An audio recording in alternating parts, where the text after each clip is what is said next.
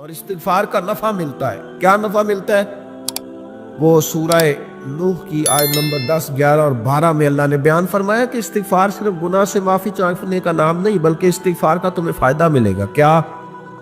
رب فرماتے ہیں فَقُلْتُ اسْتَغْفِرُوا رَبَّكُمْ۔ جب حضرت نوح کی قوم قحط کا شکار ہو گئی، آزمائشیں آ گئیں، تو آ کے حضرت نوح سے کہنے لگے اب ہم کیا کریں؟ تو کیا کہا حضرت نوح نے؟ فرمایا فَقُلْتُ اسْتَغْفِرُوا رَبَّكُمْ۔ آپ نے فرمایا اپنے رب سے استغفار کرو، اپنے رب سے۔ انہوں نے قحط کی بات کی، انہوں نے کہا کہ کھیتیاں اجڑ گئی ہیں، بارش نہیں ہو رہی، قحط کی بات کی۔ آپ نے کیا کہا؟ استغفار کرو، کیونکہ انہو کان غفارا، بے شک اللہ بڑا ہی بخشنے والا۔ وہ کیا کرے گا؟ یرسل السماء علیکم مدرارا، وہ تم پر موسلا دار بارش برسائے گا۔ جب تم استغفار کرو گے تو اللہ موسلا دار بارش برسائے گا، وَيُمْدِدْكُمْ، اور وہ تمہاری مدد کرے گا۔ استغفار کرنے والے کی اللہ کیسے مدد کرے گا؟ بِأَمْوَالٍ وَبَنِينَ، تمہیں مال بھی عطا کرے گا اور بیٹے بھی عطا کرے گا۔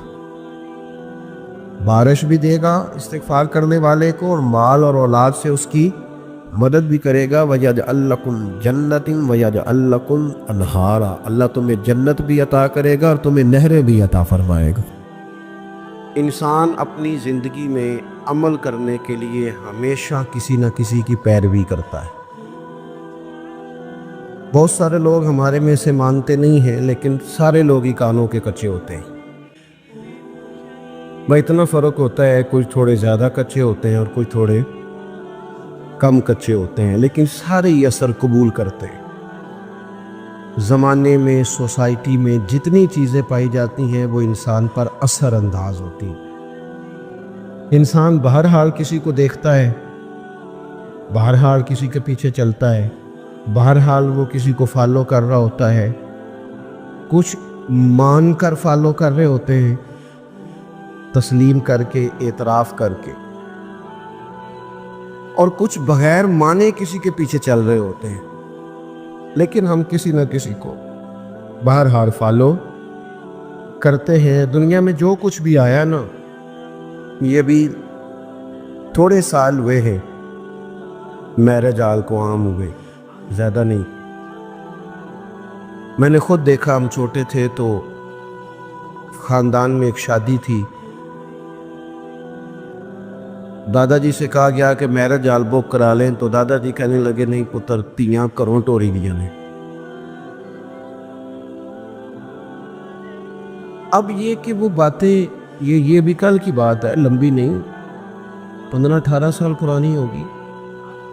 پھر ہم فالو کرنے لگ جاتے ہیں، پھر لوگوں کا خیال ہوتا ہے کہ شاید میرج آل بک نہ کرایا تو لوگ کہیں گے غریب آدمی ہے، لوگ کہیں گے شاید ان کو جدید دور۔ ہم نہ فالو کرتے ہیں، رسم و رواج کو فالو کرتے ہیں۔ مزاج ہوتا ہے، جس ڈگر پہ ساری دنیا چل رہی ہوتی ہے ہم بھی اسی پہ چلنا شروع کر دیتے ہیں۔ پھر بہت ساری چیزیں جو ہمارے اسلاف میں، ہمارے بزرگوں میں، ہمارے بڑوں میں پائی جاتی تھی وہ پیچھے رہ جاتی ہیں، اور رسم و رواج آگے چلا جاتا ہے۔ بندہ نہ چاہتے ہوئے بھی فالو کرتا ہے چیزوں، نہ چاہتے ہوئے۔ ہماری جو پرانی بوڑھی خواتین ہوتی تھی وہ کہتی تھی مٹی کی ہنڈیا میں کھانا پکانا ہے، صحت ٹھیک رہتی ہے۔ اب جناب پریشر کوکر میں پکتا ہے، بے شک اس کا گلا گھونٹ دیا جائے پوری طرح سے، پکے گا اسی میں۔ ہم فالو کرتے ہیں اور ماننے کو تیار بھی۔ میری باتوں کی سمجھ آ رہی ہے آپ کو؟ انسان جتنا بھی سیاںا ہونا، بہرحال کسی نہ کسی کے پیچھے چلتا ہے، اس کو چلنا ہی پڑتا ہے۔ رب نے مسئلہ حل کر دیا، فرمایا تم نے کسی کے پیچھے چلنا جو ہے تو ایسے کے پیچھے چلو گے جس میں کمیاں پائی جائیں گی۔ میں تمہیں ایک ذات دیتا ہوں مدینے والے ماحول کی۔ لَقَدْ كَانَ لَكُمْ فِي رَسُولِ اللَّهِ أُسْوَةٌ حَسَنَةٌ، فرمایا تمہارے لیے نبی پاک علیہ السلام کی زندگی میں بہترین نمونہ ہے۔ سونی بات ہے، حضور کا طرز زندگی اختیار کرو، نبی پاک کے طریقوں پہ چلو، حضور سید عالم صلی اللہ علیہ وسلم نے جو تمہیں دیا ہے وہ لو، حضور کے رستوں کے مسافر بنو، نبی پاک کی سنت کو، شریعت کو، حضور کے طریقہ کار کو اختیار کرو، اپناؤ۔ ہم اگر نبی کریم علیہ السلام کی تعلیمات کو پہلے تو محبت سے سمجھیں، پڑھیں، غور کریں، سنیں، یہ جو ہمارے جتنے کام ہیں نا یہ سارے ہو گئے رٹے رٹائے، رٹے رٹائے۔ یعنی میری ذاتی رائے یہ ہے کہ اگر ایک محفل صرف اس لیے رکھ لی جائے کہ پردے میں خواتین بیٹھیں گی، سامنے مرد بیٹھیں گے، اور صرف میاں بیوی کے حقوق جو کتاب و سنت میں آئے ہیں وہ بیان کیے جائیں، ہو سکتا ہے اس پہ واہ واہ کم ہو، نعرے تھوڑے لگے، ویلاں بھی تھوڑیاں ہوں، داد بھی کم ہو، امداد بھی کم ہو سکتا ہے یہ ساری دیہڑی دپے والے معاملات کمزور ہوں، لیکن جو روزانہ سینکڑوں کی تعداد میں طلاقیں ہوتی ہیں، میرا خیال ہے وہ کم ہو جائیں گی۔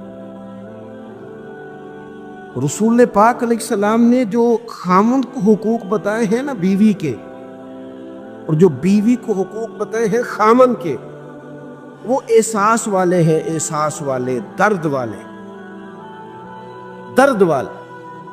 نبی پاک علیہ السلام نے خاتون سے کہا، یاد رکھنا یہ اتنا احساس والا رشتہ ہے جو تمہارے شوہر کے ساتھ ہے، اتنا احساس والا۔ یہ نہیں فرمایا کہ خدا کے علاوہ کسی کو سجدہ جائز ہوتا تو میں اپنے آپ کو کراتا، یہ نہیں فرمایا۔ اس بات کی نزاکت کو سمجھے، فرمایا رب کے علاوہ کسی کو سجدہ جائز ہوتا تو میں بیوی سے کہتا شوہر کو کرے۔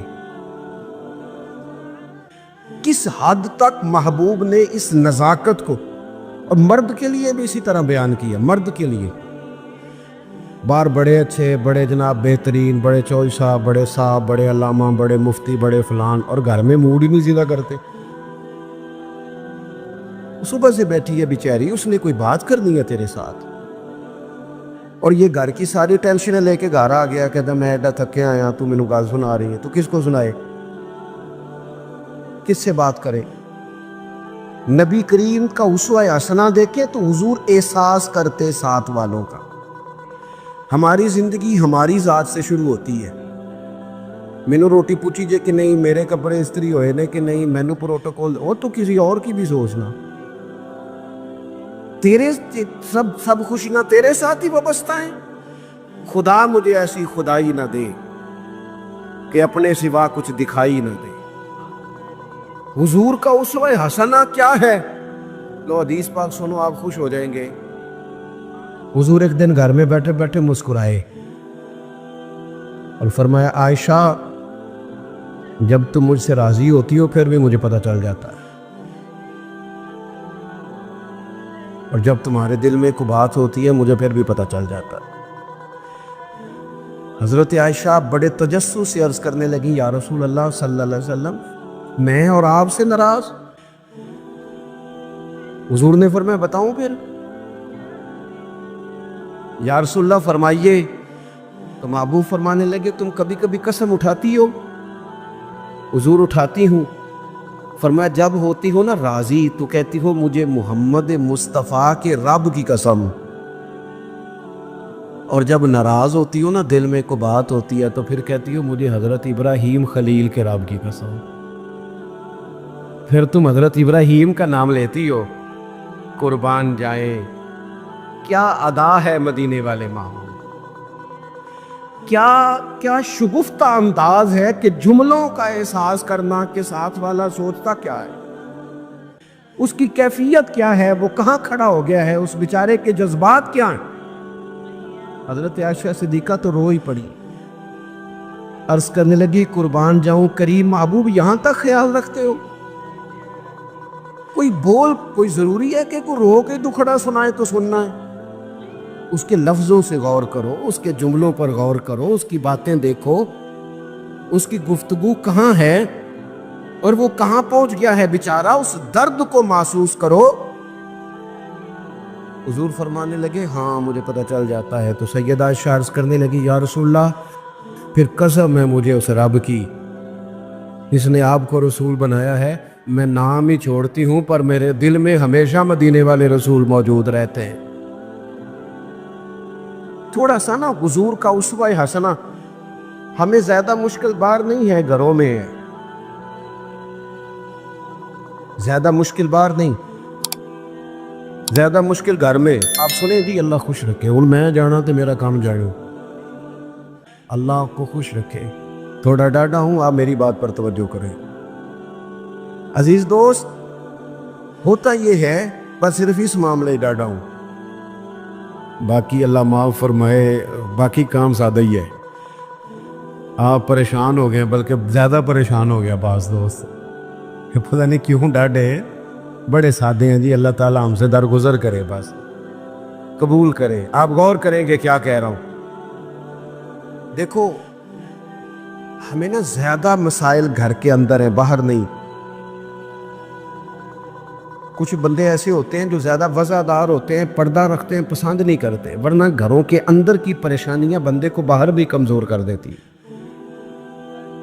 یہ جو باہر بندے بڑے تلخ ہوتے ہیں نا، موٹر سائیکلوں کی ٹکر ہوتی ہے، یہ بیچارے گھر میں پریشان ہوتے ہیں۔ جانے کس عمر میں جائے گی یہ عادت میری، روٹھنا اس سے تو اوروں سے الجھتے پھرنا۔ کئی دفعہ انسان اپنی گھریلو مشکلات سے پریشان ہوتا ہے۔ رسول پاک نے نا ہمیں جو چیز بڑی کمال کر کے عطا کی ہے، حضور نے ہمیں گھر بھی بنا کے دکھایا ہے۔ حضور نے احساس کیا، او یارو دیکھو چاروں بیٹیاں میرے نبی پاک کی، یہ جی علامہ صاحب ہیں، اچھا جناب، یہ چودھری صاحب ہیں، واہ جی واہ، یہ جج صاحب ہیں، یہ فلاں صاحب ہیں۔ انہوں نے کبھی بچے کو ہاتھ نہیں لگایا۔ بچہ کس کا ہے؟ یا اب ان کا بچہ ہے تو کوئی عرض نہیں کندھے پہ اٹھانے پہ، کوئی منع نہیں۔ اگر نبی کریم سے زیادہ تو اعزاز نہیں نا کسی کا۔ تو آپ صحیح بخاری پڑھیں، حضور کی جو سب سے بڑی نواسی ہیں حضرت زینب کی بیٹی جناب امامہ بنت زینب، بڑی نواسی، بخاری میں موجود ہے۔ حضور نماز پڑھنے آتے تھے تو نواسی کو ساتھ اٹھایا ہوتا تھا۔ اچھا یہ بھی کبھی سیکھا کرو، میرے رسول کی 4 بیٹیاں ہیں اور یہ نبی پاک کی نواسی ہیں سب سے بڑی حضرت امامہ بنت زینب۔ حضور مسجد میں آتے تو نواسی کو اٹھایا ہوتا، اور حضور نماز کی نیت باندھ رہے اور یہاں نواسی کو اٹھایا ہوا ہے۔ جب رکوع سجدے میں جاتے تو بچی کو رکھ لیتے۔ ایک دفعہ حضور کے پاس ایک شخص آئے، اقرا بن حابس نام تھا، نبی پاک کے ساتھ بچے کھیل رہے تھے، تو کہنے لگے حضور میں نے نہیں کبھی بچوں کو ٹائم دیا۔ تو اڈینی گل کرن لگا، ویسے میں بعض ایسے لوگوں جاننا کہ وہ اپنا بال بھی لے کے باہر نہیں ہوندے، کہنے لوگاں کہنا سنیا تینوں روٹی تاں مل دی جے تو بچے کھڑائیں تھے نہیں لے۔ یہ کوئی شرم والی بات ہے؟ یعنی تیرا بچہ ترس جائے زندگی میں، تیرا پوتا، تیرا نواسا، اسے محبت ملے گی؟ نبی پاک سے زیادہ مصروف آدمی کوئی نہیں۔ اقرا بن حابس کہتے ہیں میں نے دیکھا حضور بچوں سے کھیل رہے، تو میں نے عرض کی یا رسول اللہ میں تو بچوں کو ٹائم نہیں دیتا، وہ جانے ان کی ماں جانے۔ حضور نے پتہ جواب کیا دیا تھا؟ یہ لکھ لینا کہیں دل کی تختی پہ۔ حضور فرمانے لگے تو اپنے بچوں کو بھی وقت نہیں دیتا؟ حضور نہیں، محبوب فرمانے لگے اگر اللہ نے تیرے دل سے، اس شخص سے حضور نے کہا، اقرا بن حابس روایت کرتے، محبوب اس شخص سے کہنے لگے اگر تیرے دل سے رب نے رحمت نکال لی ہے تو میں کیا کروں، مجھے تو رحمت للعالمین بنوا۔ تھوڑے سے لہجے پر غور ہو، تھوڑا انداز پیار والا ہو، تھوڑا سا احساس ہو۔ اچھا جو کبھی کبھی ملے اور سے انداز میٹھا، اس کا کیا فائدہ؟ جو ہر وقت ساتھ ہیں ان سے تو پیار کرنا، پہلے ان کا تو احساس پیدا کرنا جن کی وجہ سے تجھے چھاؤں ملنی۔ تو نبی پاک کا جو اسوہ حسنہ ہے، حضور نے جو ہمیں جو طریقے دیے، وہ بالکل عام فہم میں روٹین کے ہیں. ہمارے ہاں نا آج کل پیرانے عظام پائے جاتے ہیں, اللہ ماشاءاللہ پیر صاحب ہیں جی. اور مجھے ایک صاحب روز اپنے پیر صاحب کی کرامت سناتے تھے, چپ کر کے سن لیتے تھے. مصیبت یہ ہے کہ انکار کریں تو بڑا مسئلہ بن جاتا ہے. اور پیروں کی کرامت بھی ہر 1.5 منٹ کے بعد ظاہر ہوتی ہے. وہ ایک دن اس کے بھائی نے کو طلاق شلاق دے لی تو مجھے کہنے لگے جی طلاق کا مسئلہ بتائیں. میں کہا پیراں نوں پوچھ. کہندا ہے وہ کہندے نے کسی عالم نے پوچھتے. پھر میں کہا پیراں نوں مدرسے داخل کراؤ, پیراں نوں مدرسے داخل کراؤ. انہوں نے آدھا کہندا کچھ نہیں تھے. کیوں کہ حضرت سلطان بہو کا فتویٰ ہے بان ظلمو جو کرے فقیری او کافر مرے دیوانہ ہو. یہ کیسے ہو گیا بغیر تعلیم کے ایک آدمی رہنما بن کے بیٹھ جائے, مقتدا بن جائے؟ کیسے ہو گیا؟ اپنی زندگی میں اصولوں کی بنیاد پر معاملات چلتے. رسول پاک نے تعلیم دی ہے, حضور کا اسوہ حسنہ ہے. رسول کریم علیہ السلام نے اپنی امت کو سکھایا ہے جینا کیسے ہے. اگر میں کھل کے بات کروں تو حضور نے سکھایا ہے مرنے میں مزہ کیسے ہے. نبی کریم سے دین سیکھو, حضور سے اسوہ حسنہ سیکھو, اور سادہ تکلفات سے مبرہ زندگی, روٹین میں زندگی. آپ یقین کریں اس دور کا سب سے بڑا مسئلہ پروٹوکول ہے, سب سے بڑا مسئلہ. میں جاتا ہوں ملک میں سفر کرتا ہوں, دوستوں سے کہہ دیتا ہوں کہ آپ گھر رہنا, ہمیں ایڈریس دے دو, ہمیں پہنچنا آتا ہے. 15 موٹر سائیکل آگے ہیں, 20 اس کے آگے ہیں, 10 اس کے آگے. یہ کیا ہو رہا ہے؟ یہ وزیر روڈ تے چڑھ جائے تاں بھی نہیں تھا ملتی, تو یہ پیر چڑھ جائے تاں بھی نہیں تھا مل. بھئی فقیروں کا ان چیزوں سے کیا تعلق؟ درویشی کا کوئی تعلق ہے اس آنے جانے سے, اس پروٹوکول سے, ان چکروں سے؟ اسی کسی دے کچھ بھی نہ لگ دے, نہ کوئی ساڈا دردی. اور درویش جو ہوتے نا, درویش رب کے, حضرت بابا بلے شاہ صاحب قصور میں اعتکاف نہیں کرتے تھے. کہتے تھے بندے ہاتھ بڑے چومتے, سب کو پتہ ہے سید غوث پاک کی اولاد ہو. دور نکل جاتے تھے جہاں جاننے والا کوئی نہ ہو, تاکہ بندہ تسلی سے اللہ اللہ کر لے. اور کہتے تھے اٹھ بلیا, اٹھ بلیا, چل اوتھے وسیے جتھے وس دینی ساری انے. اٹھ نہ بلیا, چل اوتھے وسیے جتھے وس دے سارے انے. نہ کو تیری ذات پچھانے, نہ کوئی تینوں مننے. اپنی زندگی حضور نے جو دیکھے نا, ایک صحابی حضرت ابو شعیب رضی اللہ تعالیٰ عنہ, حضور کا چہرہ دیکھا, محسوس ہوا کہ محبوب نے کئی دنوں سے کھانا نہیں کھایا. میٹھا کھانا بھی سنت ہے, پر فاقہ کرنا بھی سنت ہے جی, یہ بھی سنت ہے حضور کی.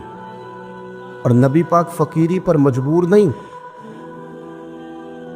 حضور تو کائنات کے خزانوں کے مالک ہیں, لیکن اللہ سے مانگ کے لیا فقر میرے نبی پاک.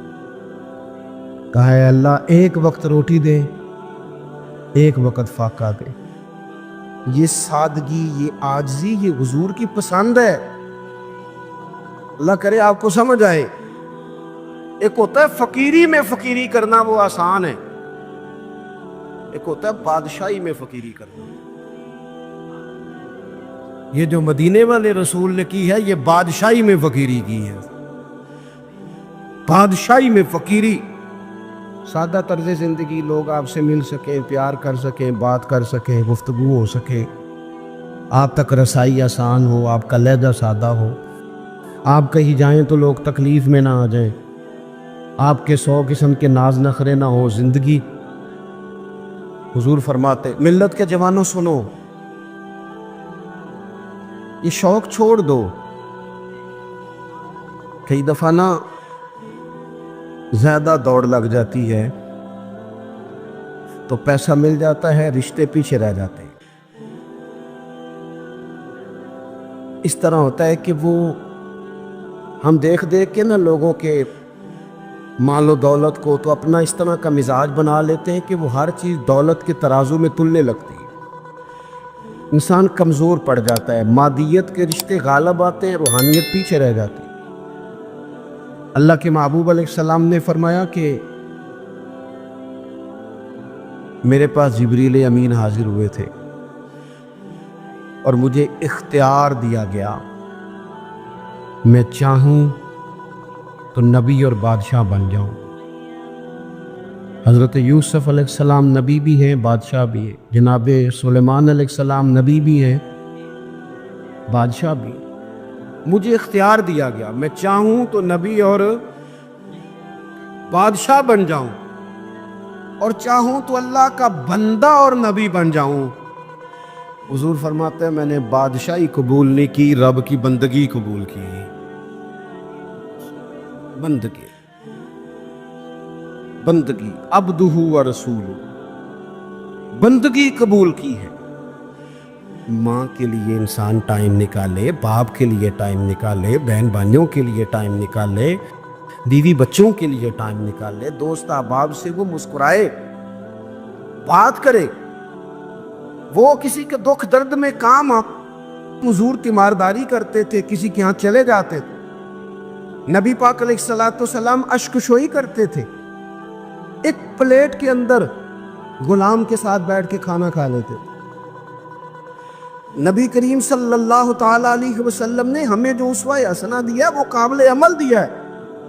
हम दूर निकल गए हैं, हम आजमाइश में आ गए। हम लोगों ने जानबूझ के ज़ाती तौर पर ही अपना कुछ एजाज बना लिया है, वो हमारी जान नहीं छोड़ रहा। मैंने बातें ज़्यादा नहीं करनी, तकरीरें पेट भरने को नहीं होती, अमल करने को होती है। मकसूद कोई मसला समझाना है। मैं आपको जो बात समझा रहा हूँ आप उस पर गौर करें। मैं किसी भी मौके पर अपनी बात को बड़ी जल्दी समेट दूंगा। याद रखना, हुजूर का जो हज़रत अबू शुएब रज़ियल्लाहु ताला अन्हु कहते हैं कि भाई जो दरवाजे में दोस्त खड़े हैं ये बैठ जाए। नहीं, आपने पीछे देखें जी, ਤੁਹਾਡੀ नहीं गल, तुसी नहीं देखना जी, कमाल हो गई, ਤੁਹਾਡੀ तो मेरी तैयारी लग गई है। तो आप लोग बैठ जाए जी दरवाजे में जो हैं, बस जी बस, देखे ना मसला मुक भी गया है। इन्नी को तो गल सी, आप तवज्जो करें। हज़रत अबू शुएब रज़ियल्लाहु ताला अन्हु फरमाते हैं कि महबूब के ना चेहरा नूर पे मैंने देखा कि महसूस हुआ कि 2-4 दिन से खाना नहीं खाया। मैंने ना फटाफट बंदे गिने हुजूर के साथ कितने। घर में मैंने कहा 5 लोगों का खाना पकाओ। ये ज़रा बात को समझना। कहते हैं नबी करीम अलैहिस्सलाम को मैंने जाके अर्ज़ की, हुजूर खाना पक गया, तशरीफ ले आए। हुजूर तशरीफ ला रहे 4 लोगों के साथ। अचानक एक साहब मिलने आए थे, वो भी साथ हो गए। अब हुजूर ने मेज़बान से पता क्या फरमाया? फरमाया ये आपने शुमार नहीं किए थे, अगर आप इजाज़त देते हैं तो आ जाते हैं, वरना वापस जाते हैं। वरना वापस जाते हैं। ऐसे रोस पैंदे जे मुंडे वाले, उन्होंने आखिए ना तुसी बंदे ज़्यादा ले आंदे, फिर कहें तुसी रोटी भी नहीं दे सकते। तो मेरा सवाल है, तुहानू घरों नहीं लभदी, कुड़ी वाले को ही खानी जे? खुदा के बंदो, इतना बोझ डालोगे? किसने तुम्हें ये कहा है सारा कुछ करने? इस तरह की बातें। हुजूर सैयद आलम ने वो उसवा हसना दिया जो आसान है, जो सामने वाले के लिए तकलीफ का बायस नहीं बनता, जिसमें कोई आदमी बोझ महसूस नहीं करता, लोग तकल्लुफात का शिकार नहीं होते। हुजूर ने फरमाया आप कहते हैं तो आ जाते हैं, वरना वापस जाते हैं। अर्ज की हुजूर मेरे माँ बाप कुर्बान, आपके साथ आया, बिस्मिल्लाह करके आए। हुजूर आए ना, जिंदगी में, अपने मुआमलात में, अपने तर्ज हयात में इस तरह की चीजें पैदा करें जिससे कुशादगी हो। देखो, जब तक इंसान अपने दिल में बोझ रखता है ना किसी भी चीज का, वो बेसुकून रहता है। आपके जिस्म पर थोड़े से धब्बे लग जाए ना, कोई मसलन ये मैंने कुर्ता पहना है तो कोई एक बटन टूट जाए ना, تو کسی کو ٹینشن ہو نہ ہو، مجھے بڑی ہوگی کہ یار میرا بٹن ٹوٹیا ہے، محفل میں جا رہا ہوں۔ نفسیاتی طور پر انسان غیر مطمئن ہوتا ہے۔ وزادار آدمی، بڑا گھر ہے، اللہ نے گنجائش دی ہے، بڑے سارے لوگ آ سکتے ہیں، پیسے بھی ہیں، روٹی بھی پکا سکتا ہے، کھلا بھی سکتا ہے، سب کچھ ٹھیک ہے۔ لیکن اگر کوئی بندہ بالکل دروازے پہ آ کے کہنا میں آ گیا ہوں، تو وہ اتنا وزادار بندہ بھی، ڈیرے دار بھی برا محسوس کرتا ہے، کہتا ہے پہلے بتانا چاہیے تھا۔ کیوں؟ کہتا ہے یار اسی ذرا صفائی تو کر لیں گے، کپڑے تو بدل لیتے۔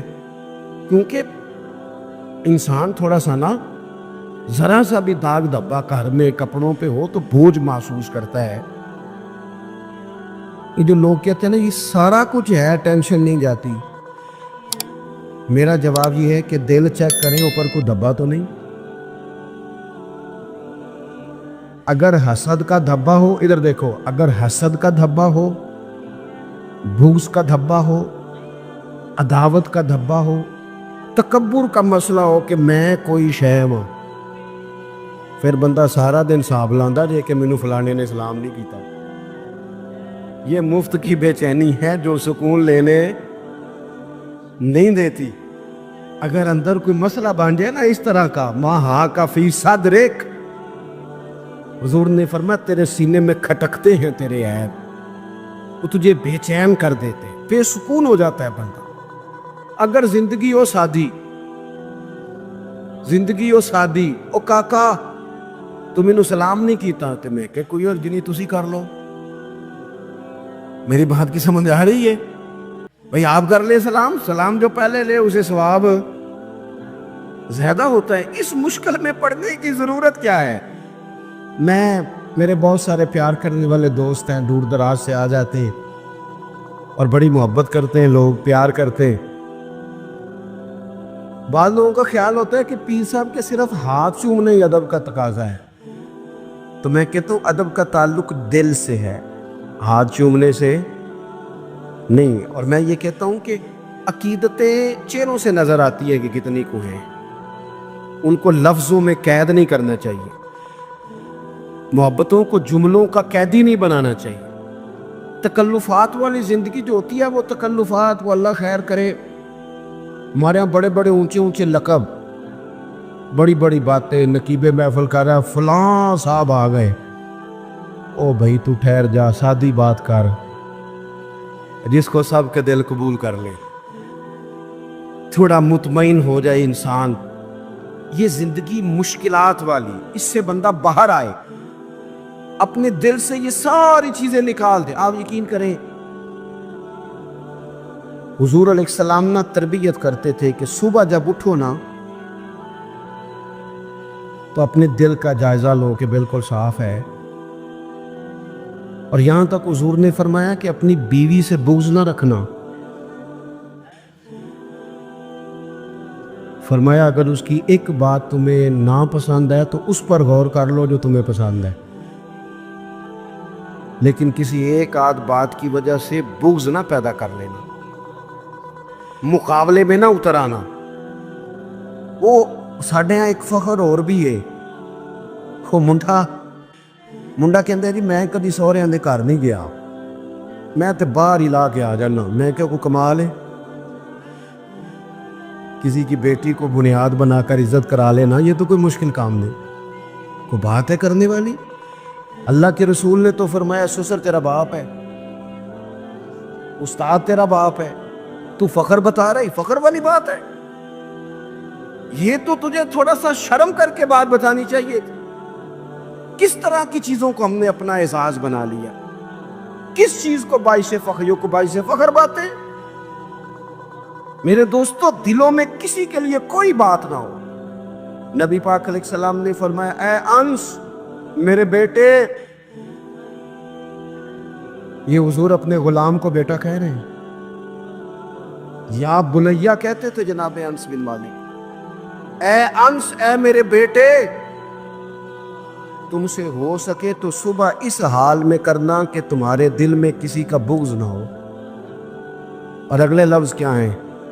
حضور فرمانے لگے یہ میری سنت ہے، اور جس نے میری سنت سے محبت کی اسی نے مجھ سے محبت کی ہے.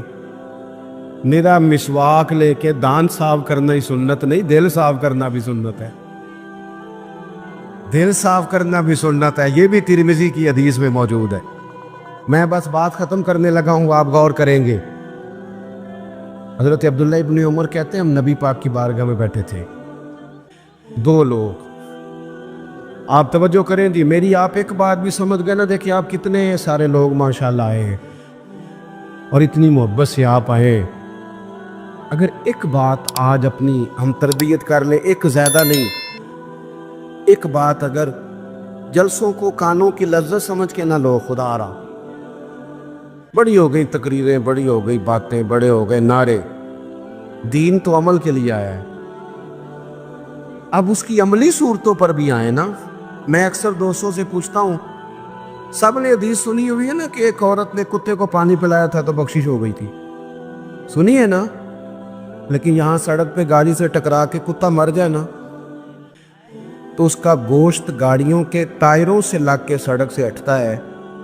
کوئی بندہ چھڑی کے ساتھ بھی سائیڈ پہ نہیں کرتا. کس لیے سنتے ہیں تقریریں؟ کس لیے پڑھتے ہیں جمعے؟ کیا سمجھا ہوا ہے کہ صرف یہ باتیں کرنے کے لیے؟ دین تو عمل کے لیے آیا ہے. جو قوم مجھے اللہ نے توفیق دی، ہم نے خدمت کی وہاں تھوڑی سی بڑی مختصر سی، سب سے تھوڑی ہماری ہے. سیلاب زدگان کے لیے ہم گئے 2 دفعہ، میں خود بھی گیا اور میرے سنگی تو تسلسل سے وہاں خدمت میں مصروف رہے. جتنی سیاسی جماعتیں نا آپ کے ملک میں، ساری حکومت میں ہیں. کسی کی پنجاب میں حکومت ہے، کسی کی مرکز میں حکومت ہے، کسی کی سندھ میں ہے، کسی کی خیبر. پورن کیوں لگ پئے ہو؟ میں غلط گل کی تھی بھائی؟ آپ نے غور شروع کر دی ہے. ہاں خو کرے حمد سے تھوڑا سا گلا بھی سن لے، تھوڑا سا تو سنے نا، سچی بات تو سن. ہے نا سب کی حکومت، سارے حکومت میں. کیوں نہیں گئے یہ سارے سیلاب؟ وہاں جا کے ڈیرا لگاتے نا. اور جب تک خبریں تیز تھی نا کہ سیلاب آیا ہوا ہے، ہمارے دل بھی نرم تھے. جس دن سے خبریں ٹھنڈی ہیں، سیلاب والوں کے گھر بن گئے ہیں، سب کے چلے گئے وہ گھروں میں. ہم تو چپ کر گئے کیونکہ خبریں ٹھنڈی ہو گئی. ہم تو ٹرینڈ پہ چلتے ہیں، میڈیا وار پہ چلتے ہیں.